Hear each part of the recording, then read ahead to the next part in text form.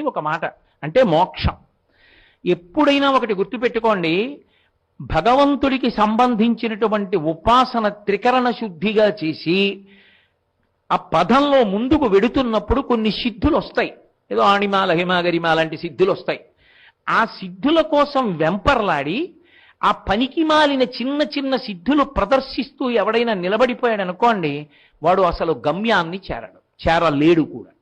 అత్యంత హేయాతిహేయమైన విషయం ఏది అంటే అదే. సురేశ్వరాచార్యుల వారు దక్షిణామూర్తి ధ్యానాత్త తదర్థమననాత్త స్వాదీశ్వరత్వం స్వతః సిద్ధేత్తత్ పునరష్టదా పరిణితం చైశ్వర్యం అవ్యాహతం అంటారు. ఎవరు దక్షిణామూర్తి స్తోత్రాన్ని నియమంగా చదువుతున్నారో వాళ్ళు సిద్ధిని పొందుతారు. అయితే అలా చదివేటప్పుడు ఏమవుతుంది అంటే మహాసిద్ధి మోక్షంతో పాటుగా కొన్ని సిద్ధులు వస్తాయి. కొన్ని సిద్ధులంటే అవి మానసికంగా ఒక రకమైనటువంటి శక్తి. ఏదో చిన్న చిన్న దేవతలు వశం అవుతారు. మీకు కనబడరు, నాకు కనపడతారు. ఆ విభూతి ఉండి ఇలా పట్టరా అన్నాను అనుకోండి, అంటే నా అనుమాయ అక్కడ ఉన్నాడు అనుకోండి, ఏదో గోపాలకృష్ణ గారు అక్కడి నుంచి ఉంటే అంటే ఆయనకు అర్థం అవుతుంది, ఓహో ఇందాక విభూతి ఉండి ఇచ్చాడు, అది ఇమ్మంటున్నాడని. పట్టుకొచ్చి విభూతి ఉండిస్తారు. అలాగే వశమైన చిన్న చిన్న దేవతలు కూడా మనకు కనపడరు, అక్కడ ఉంటారు. వాళ్ళకి అన్నారు అనుకోండి, విభూతి ఉండ తీసుకొచ్చి చేతిలో పెడతారు. దానికోసం తాపత్రయపడ్డం ఎంత తప్పో సురేశ్వరాచార్యుల వారు చెప్పారు. భర్త మంచి చలికాలంలో ఇంటికి వచ్చి ఒక రొట్టె వేసి పెట్టవే అని అడిగాడు. అయితే భార్య వెళ్ళి రొట్టె వేస్తోంది. ఇప్పుడు భర్తకి రొట్టె వేయడం ప్రధాన ప్రయోజనం. పొయ్యి వెలుగుతున్నప్పుడు వెచ్చటి సెగ తగిలి ఆమెకి చలికాలంలో హాయిగా ఉంది. ఇప్పుడు పొయ్యి వేడి తగలడం ప్రధాన ప్రయోజనమా, భర్తకి రొట్టి ఎర్రగా కాలడం ప్రధాన ప్రయోజనమా? పొయ్యి వేడి తగులుతోంది కదా అని ఆర్పకుండా కళ్ళు మూసి కూర్చుంటే రొట్టె మాడిపోతుంది. భర్త అర్ధాకలతో అలా కూర్చోవాలి, లేదా అసలు ఆకలితో కూర్చోవాలి. రొట్టె ఎర్రగా కాలిన తరువాత తనకి వెచ్చగా ఉన్నా సరే పట్టించుకోకుండా పొయ్యి ఆర్పేసి రొట్టి పెట్టినటువంటి ఇల్లాలు ఎంత గొప్పదో, చిన్న చిన్న సిద్ధులు తనకు వచ్చినా పట్టించుకోకుండా భగవంతుణ్ణి పొందడానికి మోక్షం వైపు వెళ్ళిపోయిన సాధకుడు అంత గొప్పవాడు.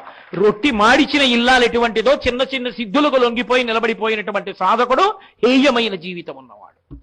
అందుకని మహాసిద్ధి అంటే మోక్షం. మోక్షము అన్న మాటకు అర్థం ఒకటే, ఆత్మ ఇరుకలోనికి వచ్చుట. తాను ఆత్మ అని ఎరుకలోకి వస్తుంది.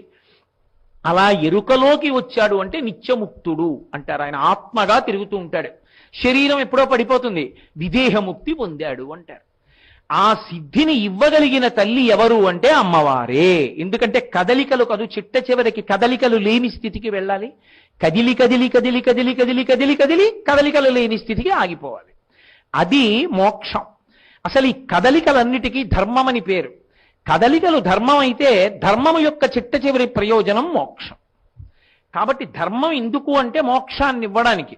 కాబట్టి కదలికలన్నీ అమ్మవారివైతే మోక్షం దగ్గర ఇక కదలికలు ఆపేటటువంటి తల్లి కూడా ఆవిడే. అదే మహాసిద్ధి, అదే సిద్ధిదాత్రి. అంటే మోక్షం ఇప్పించగలిగినటువంటి తల్లి. భక్తితో కర్మాచరణం చేయించేది ఆవిడే, మనసులో భక్తి పుట్టించేది ఆవిడే, భక్తితో నిలబడేట్టు చేసేది ఆవిడే, భక్తితో కర్మ చేయించేది ఆవిడే, కర్మ వలన చిత్తశుద్ధిని కల్పించేది ఆవిడే, చిత్తశుద్ధి వలన జ్ఞానము పొందేట్టు చేసేది ఆవిడే, ఆ జ్ఞానము వలన మోక్షము పొందేట్టు చేసేది ఆవిడే, ఆ మోక్షము వలన ఇక కదలిక లేని స్థితికి చేర్చేది ఆవిడే. కాబట్టి ఇప్పుడు కదిపి కదలికలు లేని స్థితికి కాళరాత్రిగా బ్రహ్మాండాన్ని నిర్వహిస్తుంది. జీవుడి విషయంలో సిద్ధి ఇచ్చేటటువంటి సిద్ధిదాత్రిగా నడుస్తుంది. అందుకే ఆవిడికి పంచకృత్యపరాయణ అని ఒక పేరు. సాధారణంగా లోకంలో మూడే ఉంటాయి కృత్యాలు. ఈశ్వరుడు సృష్టి స్థితి లయములు అంటాం. సృష్టి స్థితి లయ అంటే, సృష్టి అంటే సృష్టించడం, స్థితి అంటే నిలబెట్టడం, లయ అంటే ఏది సృష్టించాడో దాన్ని పడగొట్టేయడం. కానీ అమ్మవారి ఈ మూడే చేయదు. పంచకృత్యపరాయణ 5 చేస్తుంది. సృష్టి, స్థితి, లయ, తిరోధానము, అనుగ్రహము. అంటే తిరోధానము అన్న మాటకు అర్థం ఏంటంటే కనపడకుండా చేసేయడం, మాయ. కనపడకుండా చేసేయడం అంటే అసలు ఉన్న వస్తువు కనపడదు, అసలు లేని వస్తువు ఉన్నట్టు కనపడుతుంది, దానికే మాయ అంటారు. రామకృష్ణ పరమహంస అద్భుతమైన ఉదాహరణ చెప్తుండేవారు. వెనకటికి ఒక ముని ఆశ్రమం కట్టుకున్నాడు. కట్టుకునేదో శిష్యులను కూర్చోబెట్టుకుని రోజు వేదపాఠం చెప్పుకుంటూ ఉండేవాడు. శిష్యులందరూ కలిసి ఎక్కడికో వెళ్ళవలసి వచ్చింది. ఒక్క శిష్యుడు లేడు. ఒక్క శిష్యుడు లేకపోతే ఆయనకు వచ్చిన కష్టానికి భయం ఆశ్రమంలో ఉండడానికి కాదు. ఆయన ఏదో అనుష్ఠానంలో ఉన్నారనుకోండి, ఎవరో వచ్చి తలుపు కొడితే అకస్మాత్తుగా అందులోంచి ధ్యానంలోంచి బయటికి రావాలి. గురువుగారు ధ్యానంలో ఉన్నారు, కాసేపు తలుపు కొట్టకండి, మాట్లాడించకండి అని చెప్పేవాడు ఉండాలి. అందుకని ఆయనకి మేకలు కాసుకునేవాడు కనపడ్డాడు. కనపడితే వాడిని పిలిచి ఆయన అన్నారు, రే కొన్నాళ్ల పాటును ఒక్క 2-3 రోజులు ఆశ్రమంలో కూర్చో అంటే, అయ్యబాబోయ్ నేను కూర్చోనండి, నేను కూర్చుంటే నా నోరు విప్పితే తెలిసిపోతుంది మేకలు కాసుకునేవాడిని, నేను బ్రహ్మచారిని కానని తెలిసి. నువ్వు నోరు విప్పితే కదా, విప్పకు, కూర్చో అంతే, నువ్వు అలా కూర్చో, ఎవరైనా వస్తే అంటుండు, వెళ్ళిపోతూ ఉంటాడు. అంతే అంటారా అన్నాడు. అంతే అన్నాడు. సరే ఏదో 3 విభూతి రేఖలెట్టాడో బొట్టెట్టాడో దొంగ జంజం వేసాడు, వచ్చి కూర్చున్నాడు. వాడు చక్కగా బ్రహ్మచారిలా ఉన్నాడు, బ్రాహ్మణవటువులా కూర్చున్నాడు. ఈ లోపల ఉన్న మునికి ఎంతో కాలం నుంచి స్నేహం ఉన్న ఇంకొక ముని వచ్చాడు అకస్మాత్తుగా. వచ్చి ఆయన తిన్నగా లోపలికి వచ్చి, ఏడి మా వాడు ఏడన్నాడు. నాకు తెలిసిలేవా మా స్నేహితుడి సంగతి నాకు తెలియపోయాడు, ఎక్కడ ఉన్నాడు చెప్పన్నాడు అన్నాడు. ఇట్లా నోరు విప్పి మాట్లాడడం ఎట్లా, మేకలు కాసుకునేవాడు అన్నాడు. అనగానే వాడు లేచి పారిపోయాడు. ఎందుకని? వాడు మేకలు కాసుకునేవాడని తెలియనంతసేపు ఉండేవాడు, తెలిస్తే పారిపోయేవాడు, అది వాడి లక్షణం. అది మాయా అని తెలియనంతసేపు ఉండేది, మాయా అని తెలియగానే పారిపోయేది మాయ. అంతే దాని నిర్వచనం. మాయా అంటే నామరూపములు. మీకు తేలిగ్గా ఇంకో మాట చెప్పాలంటే, మాయా అంటే నామరూపాలు. బంగారం లేకుండా ఆభరణాలు ఉండవు, ఆభరణాలు లేకపోయినా బంగారం ఉంటుంది. నేను ఈ ఉంగరాలన్నీ కరిగించేసో ముద్ద చేసో ఇంట్లో పెట్టుకోవచ్చు. ఆ తర్వాత మళ్ళీ కంసాల దగ్గరికి పట్టుకెళ్ళి ముద్దిచ్చి 4 ఏమిటి 6 చేయమన్నా చేసేస్తాడు. కానీ అసలు బంగారం ఇవ్వకుండా ఉండవు, 6 ఉంగరాలు చేయండి అంటే అవతల పడిపోతులు గారు అంటాడు. బంగారం ఉంటే ఉంగరాలు వస్తాయి, ఉంగరాలు లేకపోయినా బంగారం ఉంటుంది. కానీ మీరొక్కటి ఆలోచించండి, ఉంగరములుగా ఏది ఉంది? బంగారమే. బంగారమే ఉంగరములుగా ఉంది, బంగారము లేని ఉంగరములు లేవు. కానీ మనం ఏమంటాం? బంగారం అనం, ఉంగరాలంటాం, తాటంకాలంటాం, గాజులంటాం, ఏదో మణిబంధనాలంటాం, లేకపోతే భుజకీర్తులంటాం, పాదాభరణాలంటాం, మంజీరములంటాం. ఇన్ని నామరూపాలుగా ఉన్నది బంగారమే. నామరూపములు మాయా, సత్యము బంగారము. అలా ఆ మాయ చేత ఆత్మ ఎరుకలోకి రాకుండా తిప్పే తల్లి ఆవిడే. ఆ తెర తీసేసి అసలు వస్తువు కనపడేటట్టు చేసేసేది ఆవిడే. దాచేస్తే తిరోధానం అంటారు, తెరెత్తేసి సత్యం కనపడేట్టు చేస్తే అనుగ్రహం అంటారు. సృష్టి స్థితి లయతో పాటు ఈ 2 ఆవిడే చేస్తుంది. అందుకే తిరోధానం చేస్తే దాస్తుంది, మళ్ళీ పుడతాడు, దానికి లొంగినంత కాలం మళ్ళీ పుడతాడు. ఆవిడ అనుగ్రహించిందంటే తెరెత్తేస్తుంది, ఇడుగోనాయ్ శివుడిని కలిపేస్తుంది. అంటే మాయా అన్న అవనిక పైకెత్తుతుంది. మాయ పోయిందా, బ్రహ్మము ఎరుకలోకి వస్తుంది. బ్రహ్మవిద్ బ్రహ్మైవ భవతి, బ్రహ్మమును తెలుసుకున్నవాడు బ్రహ్మమవుతాడు, శాశ్వతత్వాన్ని పొందుతాడు. ఇది చెయ్యగలిగిన తల్లి ఎవరో ఆమెకి సిద్ధిదాత్రి అని పేరు. మీరు జాగ్రత్తగా గమనించి ఉంటే మీకు ఒక విషయం అర్థమై ఉంటుంది. నవదుర్గా స్వరూపాలలో చిట్ట చివరికి వచ్చేటప్పటికీ చాలా నామాలలో, 9 నామాలలో కూడా అంతర్లీనంగా ఒక ప్రవాహం ఉంటుంది, పైకి కనపడదు. కనపడకుండా పై అడుగున వెళ్ళేటటువంటి ప్రవాహం ఏదుందో అదంతా సరస్వతి, జ్ఞానప్రదాత్రి. ఆవిడ జ్ఞానం ఇస్తూ వెడుతోంది. మీరు గమనించారా? ప్రతి నామంలో పైకి ఒకలా కనపడుతోంది, లోపల జ్ఞానం ఇస్తోంది ఆవిడ. అంతర్లీనంగా ప్రవహించేది సరస్వతి. అందుకే సరస్వతి త్రివేణీ సంగమంలో పైకి కనపడదు. గంగా యమున తెలుస్తాయి, గంగ తెల్లగా ఉంటుంది, యమున నల్లగా ఉంటుంది. సరస్వతీదేవి ఏదండి అంటే, సరస్వతి అనేది అంతర్లీనంగా ఉందండి, అంతఃప్రవాహం అంటారు. అడుగు నుంచి వెడుతోందండి అంటారు. శ్రీశైలంలో కూడా అంతే, పాతాళ గంగలో. కాబట్టి అంతర్లీనంగా వెళ్ళడము అన్న మాటకు అర్థం ఏమిటంటే, అందుకే త్రివేణీ సంగమాన్ని ఎప్పుడూ చూడాలి అంటే ఎక్కడ చూస్తారు అంటే వీణలో చూస్తారు. ఇడ పింగళ సుషుమ్న 3 ఎక్కడ కలుస్తాయో అదే త్రివేణీ సంగమం. ఇడ పింగళ గంగా యమునకి సంకేతములైనటువంటివి ముక్కుకి ఇట్నుంచి వెడతాయి. మధ్యలోంచి వెళ్ళేటటువంటిది సుషుమ్న. ఈ 3 ఎక్కడ కలుస్తాయంటే ఇక్కడ కలుస్తాయి, ఆజ్ఞాచక్రం దగ్గర. ఈ 3 కలిసిన త్రివేణీ సంగమం ఏదుందో అది ఆజ్ఞాచక్రం. మనసు నిలబడుతుంది అక్కడ. మనసు సరిగా నిలబడితేనే స్ఫురణ నిలబడుతుంది. అందుకే దాన్ని కప్పుతారు కుంకంతో. కప్పితే, ఆజ్ఞాచక్రాన్ని కప్పితే మనసు వశమై స్ఫురణ శక్తి నిలబడుతుంది, జ్ఞాపకం ఉంటుంది. చెప్పే విషయం, మంచి విషయాలు జ్ఞాపకంలో ఉంటాయి, మనసు కల్మషం కాకుండా నిలబడుతుంది. అందుకని బొట్టు పెట్టుకోవడం భారతీయ సంప్రదాయంలో అంత గొప్పదైంది. బొట్టు పెట్టుకోవడం పునర్జన్మ సిద్ధాంతాన్ని అంగీకరించాను అని చెప్పడానికి హేతువు. త్రివేణీ సంగమ స్వరూపాన్ని వీణ కూడా ప్రతిపాదనం చేస్తుంది. అందుకే వీణ చూస్తే చాలా అంత గొప్ప అంటారు. సరస్వతీదేవి వీణ పట్టుకుంటుంది అనేటటువంటి మాటలో అంతర్లీనంగా ఉండే లక్షణం అదే. అందుకే ఒకటిగా కనపడుతూ ఉంటుంది, కానీ అనేకాన్ని ఇస్తూ ఉంటుంది. అందుకే మీరు గమనించండి, శారదా నవరాత్రులకు మారు పేరేమిటో తెలుసా? సరస్వతీ నవరాత్రులు. శారదా నవరాత్రులు అంటాం. శారద అంటే సరస్వతి. శారద శారద. సారాన్ని బ్రహ్మసత్యం జగన్మిథ్య అనేటటువంటి సత్యాన్ని ఏ తల్లి అనుగ్రహిస్తుందో ఆమెయే శారద. శారద సరస్వతి. అసలు భారతదేశం మొత్తం మీద మకుటాయమానమైనటువంటి సరస్వతీ క్షేత్రం ఎక్కడుండేది అంటే కాశ్మీర్ రాష్ట్రంలో ఉండేది. దాన్ని ఒకానొకప్పుడు మహానుభావుడు గులాబ్ సింగ్ అని ఒక రాజపుత్రుడు పునర్నిర్మాణం చేసి అద్భుతమైన దేవాలయం సర్వజ్ఞపీఠం ఉంది. ఆ సర్వజ్ఞపీఠాన్ని అనేక మంది అధిరోహించారు. దక్షిణ దిక్కు నుంచి వెళ్ళవలసినది ఖాళీగా ఉండిపోతే శంకర భగవత్పాదాచార్య స్వామి వారు వెళ్ళి దక్షిణ దిక్కు నుంచి వెళ్ళి ఆ సర్వజ్ఞపీఠాన్ని అధిరోహించారు. అటువంటి సరస్వతి కేంద్రం మన దురదృష్టం ఏమైపోయిందంటే ఇవాళ కాల్పుల విరమణ రేఖ దగ్గర పాక్ ఆక్రమిత కాశ్మీర్లోకి వెళ్ళిపోయింది ఆ సరస్వతీ దేవాలయం. కాబట్టే ఇవాళ మనం దర్శనం చేయడానికి యోగ్యం కాకుండా పోయింది. ఇక మిగిలినటువంటి అద్భుతమైన సరస్వతీ క్షేత్రాలలో సార్వభౌమ స్థితిని పొందినది ఏది అంటే శృంగగిరి శారద, రెండవది కంచి కామాక్షి, మూడు ఆంధ్రదేశంలో వాసర. బాసర అంటారు, బాసర కాదు, దాని యథార్థ నామం వాసర. వాసర అంటే సరస్వతీదేవి వాసమున్న ప్రదేశం కాబట్టి దాని పేరు వాసర. సరే, దక్షారామం ద్రాక్షారామం, హేలాపురి ఏలూరు, కోకనదము కాకినాడ, పీఠికాపురము పిఠాపురము అన్నీ మార్చుకుని అపభ్రంశం చేసుకున్నట్లు దాన్ని చేసుకున్నాం. వాసర క్షేత్రం పేరు, సరస్వతీదేవి యొక్క నిలయం.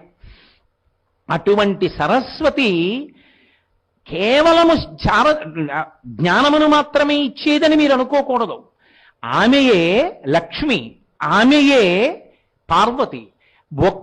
ఏ స్వరూపాన్ని పొందినా మిగిలిన రెండిటిని కూడా అనుగ్రహించేస్తూ ఉంటుంది. అందుకే ఈ నవరాత్రులకు శారదా నవరాత్రులని పేరు. ప్రత్యేకించి సరస్వతీ పూజ అని చేస్తాం. మనకి చూడండి, సంప్రదాయంలో సరస్వతీదేవికి సంబంధించి ఒక అద్భుతమైనటువంటి కీర్తన ఉంది. దాన్ని ఘనరాగ గీతము అని పిలుస్తారు. సంగీత సంప్రదాయంలో సంగీతం నేర్చుకున్న వాళ్ళకి తెలుస్తుంది, నేర్చుకుంటున్న వాళ్ళకి ఘనరాగ గీతాలు అంటారు. అందులోకి వస్తుందో ఒక గీతం, అది మోహన రాగంలో పాడుతుంటారు. మోహన రాగానికి ఒక ప్రత్యేకమైనటువంటి లక్షణం ఉంటుంది. కొన్ని రాగాలు రాత్రులు పాడకూడదు, మోహన రాగం రాత్రి కూడా పాడచ్చు. అలా పాడడానికి యోగ్యమైంది, పాడితే మనసు రంజిల్లేటటువంటి రాగం, శాంతి కల్పించేటటువంటి రాగాల్లో ఒకటి మోహన రాగం. ఆ మోహన రాగంలో పాడతారు ఆ ఘనరాగ గీతాన్ని.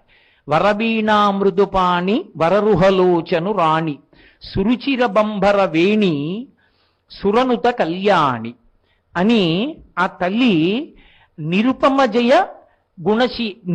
జయ శుభలోల నిరత జయాప్రదశీల వరదాప్రియ రంగనాయకి వాంఛిత ఫలదాయకి.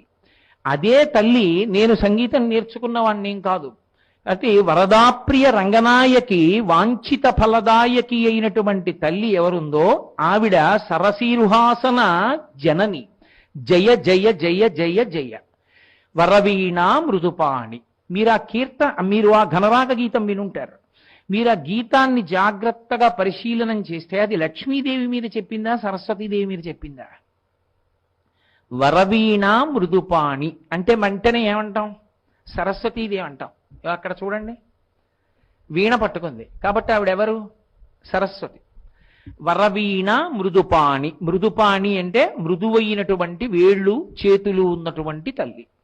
వరవీణ పట్టుకుని వాయిస్తోంది ఆవిడ. అది సరస్వతీ సంబంధం. వరవీణ మృదుపాణి లక్ష్మీదేవి కూడా.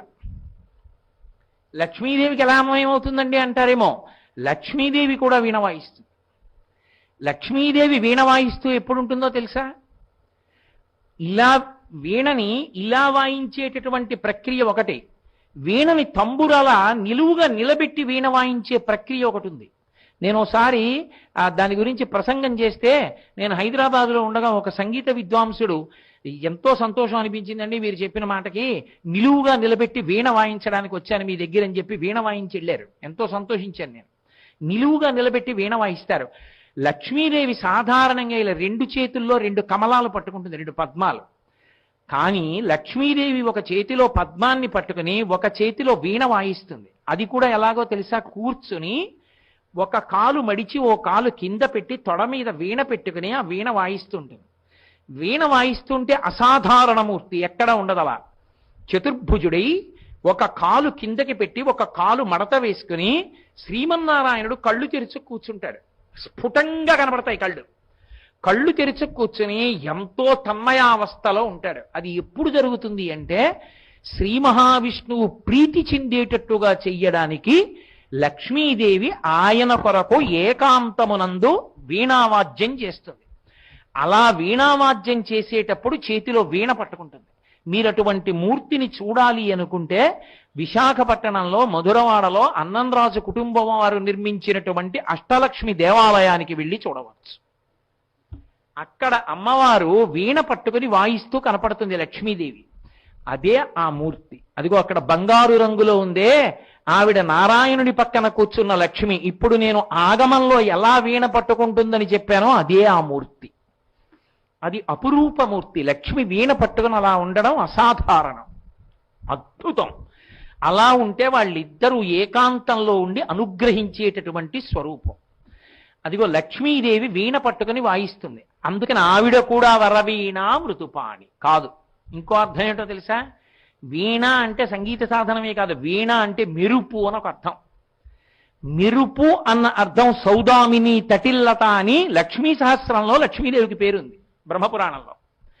అందుకని లక్ష్మీదేవికి అటువంటి పేరుంది కాబట్టి వరవీణా మృదుపాణి అంటే మృదువైనటువంటి చేతులు కలిగినటువంటి తల్లియే మెరుపుల పోగెలా ఉంటుందో అలా ఉండేది అని ఒక అర్థం. ఇప్పుడు అది లక్ష్మీపరమైందా? వరవీణా మృదుపాణి, వీణ వాయించే మృదువైన చేతులున్నది సరస్వతి పరం. వరవీణా మృదుపాణి వనరుహలోచను రాణి. వనరుహలోచనుడు అంటే వనరుహము అంటే నీటిలోంచి పుట్టినటువంటి పద్మము. పద్మం ఎలా ఉంటుందో అటువంటి కన్నులున్నవాడి రాణి, ఆయన ఇల్లాలు. శ్రీ మహావిష్ణువు యొక్క కన్నులు పద్మాల్లాగే ఉంటాయి. అందుకని ఆయన ఇల్లాలు కాబట్టి అది లక్ష్మీదేవికి చెందుతుంది. వనరుహలోచను రాణి, చతుర్ముఖ బ్రహ్మగారి కళ్ళు కూడా పద్మాల్లాగే ఉంటాయి. అందుకని ఆయన ఇల్లాలు కాబట్టి సరస్వతీదేవికి కూడా అన్వయమైంది. వనరుహలోచను రాణి సురుచిర బంభరవేణి. సురుచిర అంటే చాలా అందమైన అని, సు అంటే చాలా అందమైనటువంటి తలకట్టు కలిగినది, కబరీబంధం ఉన్నది, జుట్టు ఉన్నది. బంభరవేణి అంటే బంభర అన్న శబ్దానికి అర్థం ఏంటంటే తుమ్మెదలు ఎగిరినప్పుడు బం అని శబ్దం చేస్తాయి, నాదంతో ఎగురుతాయి. ఆ నాదం మనకి వినడానికి భయం వేస్తుంది. దానికి ఉన్న గమ్మత్తు ఏంటంటే నేనేదో ఇలా చదువుకుంటున్నాను అనుకోండి, ఓ నల్లటి కందిరీగ బమ్ అని అరుస్తూ పెడుతోంది అనుకోండి, అలా తిరుగుతోంది అనుకోండి, ఏదో తిరుగుతోందని నేను చదువుకోలేను. ఒకసారి ఆగి ఇలా ఎగురుతోందని చూసి తప్పుకోవడానికి ప్రయత్నిస్తాను. మనం దాన్ని సహించలేం, అది దాన్ని సహిస్తూ పెడుతుంది. అది దాన్ని ఆ చప్పుడు అది చేయదు, అది నోటితో పలకదది. అది దాని రెక్కలు అంత వేగంగా కదుపుతుంది. అంత వేగంగా కదపడంలో చప్పుడు వస్తుంది, బమ్ అని. ఆ బమ్ అన్న చప్పుడు మనకి వినడానికి అంత ఇబ్బందిగా ఉంటుంది, అది మాత్రం సహిస్తుంది ఆ చప్పుడిని. అలా సహిస్తుంది కాబట్టి బంభర అని దానికి ఒక పేరు తుమ్మిదకి. అటువంటి నాదాన్ని భరించేది కాబట్టి బంభర వేణి. నల్ల తుమ్మెదల బారు ఎలా ఉంటుందో అటువంటి జుట్టున్నది. ధునోతుధ్వంతం నస్తులిత దళితేందీవరవనం ఘన స్నిగ్ధ సులక్షణం చిగుర నికురంబం తమసివే యదీయం సౌరభ్యం సహజముపలబ్ధం సుమనసో వసంతస్మిన్ మన్యే వలమధన మాటీ విటపినాం అంటారు శంకరాచార్యుల వారు సౌందర్యలహరిలో. ధునోతుధ్వాంతం, అమ్మవారి జుత్తు గురించి చెప్పుకున్నా విన్నా మానసికంగా దర్శనం చేసినా అజ్ఞానపు చీకట్లు విచ్చిపోతాయి. అందుకే ఎప్పుడు అమ్మవారి జుత్తు గురించి చెప్పినా విశేషణాలు వేస్తారు. సురుచిర బంభరవేణి, మంచి సువాసనలతో సహజమైన సువాసనలతో కూడుకున్నటువంటి గండు నల్ల తుమ్మెదల బారు ఎలా ఉంటుందో అటువంటి జుత్తున్నది. అది లక్ష్మీదేవికి ఉంటుంది, సరస్వతీదేవికి ఉంటుంది. కాబట్టి ఇద్దరికీ అన్వయమైందా? సురుచిర బంభర వేణి సురనుత కళ్యాణి. సురలంటే దేవతలు, నుత అంటే వాళ్ళ చేత స్తోత్రము చేయబడిన, కళ్యాణి అంటే మంచి గుణములున్నది. దేవతల చేత స్తోత్రములు చేయబడినటువంటి మంచి గుణములు ఉన్నది లక్ష్మీదేవి, సరస్వతీదేవి కూడా. అందుకని ఇప్పుడు ఆ కీర్తన ఎవరికి అన్వయమైంది? ఆ గీతం ఇద్దరికీ అన్వయమైంది. కాబట్టి వరవీణ మృదుపాణి వనరుహలోచనురాణి సురుచిర బంభరవేణి సురనుత కళ్యాణి. అటువంటి తల్లి నిరుపమ శుభగుణలోల. నిరుపమ అంటే అనుపమ అంటే ఉపమానం వేయడానికి వీలు లేనిది అని, ఇంకా పోల్చడానికి లేదు. అంత గొప్ప తల్లి. ఎటువంటి తల్లి? అటువంటి శుభగుణములకు ఆమె లోల. అంతగా వశురాలై ఉంటుంది. అన్ని శుభమైనటువంటి గుణములు ఉన్నాయి ఆవిడ దగ్గర. అటువంటి తల్లి నిరుపమ. ఇంకోతుందా అంటే చెప్పడం కష్టం. లేదు. ఇప్పుడు అటువంటి మంచి గుణములు ఉంది లక్ష్మీదేవి, సరస్వతీదేవి, అందులో ఇద్దరికి సరిపోయింది. నిరుపమ గుణలోల నిరత దయాప్రదశీల. ఆమె ఎవరు తనని ఆశ్రయిస్తారో వాళ్ళందరినీ దయతో అనుగ్రహిస్తుంది. సరస్వతీదేవి అనుగ్రహిస్తుంది, లక్ష్మీదేవి అనుగ్రహిస్తుంది. ఇప్పుడు ఆ గణరాగ గీతం ఇద్దరికీ అన్వయం అవుతోందా లేదా? పెద్ద ఇబ్బంది ఎక్కడొచ్చేస్తుందంటే వరదాప్రియ రంగనాయకి. వరదాప్రియ రంగనాయకి అనేటప్పటికీ లక్ష్మీపరంగా విడిపోట్లా. వరదాప్రియ అంటే వరదరాజస్వామి వారి యొక్క ప్రియురాలు లక్ష్మీదేవి. వల్లి తాయారు కాంచీపురంలో ఉందిగా మహాతల్లి.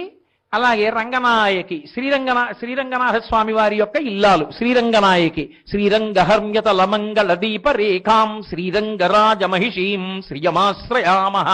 అనుకలతను కాండాలింగనారంభ శుంభత్ ప్రతిదిశ భుజశాఖా శ్రీసఖానోకహర్తి స్థననయన గుళుచ్ఛస్పార పుష్పద్విరేఫా రచయితుమయి లక్ష్మీ కల్పవల్లీ కటాక్షాం.